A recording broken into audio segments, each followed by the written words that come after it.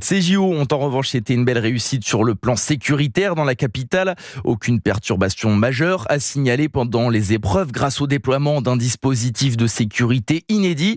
Une sécurisation poussée à l'extrême et forcément faite au détriment d'autres villes en France.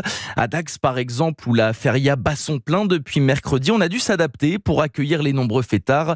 Reportage dans la cité thermale avec Guillaume Dreschler. À Dax, la place de la Fontaine Chaude, c'est le lieu incontournable de la feria. Franck Hubert est le patron du café de Bordeaux situé en plein centre et il va devoir fermer 1 heure plus tôt. Je suis comme Jacques, je suis fataliste. Après, pour des raisons de sécurité, pour des raisons de personnel, on s'adapte. Pour lui, la perte est à la marge. 1 heure, c'est pas ça qui va changer fondamentalement le bon déroulement des fêtes.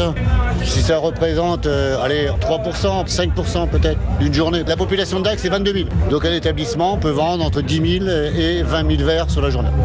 Peut-être certains peuvent faire 40 000 verres sur la journée. La mairie de Dax, elle, se retrouve amputée d'une partie des forces de l'ordre. Le maire Julien Dubois s'est aussi adapté. En fait, on a eu moins de forces qu'on appelle mobiles, spécialisées dans le maintien de l'ordre, mais nous avons pu compenser par des renforts zonaux, c'est-à-dire des policiers d'autres départements qui sont venus renforcer les nôtres. Et puis, on a embauché plus de vigiles pour pallier sur certains points l'absence de forces de l'ordre public. 800 000 festaires de toute la France sont attendus pendant le week-end.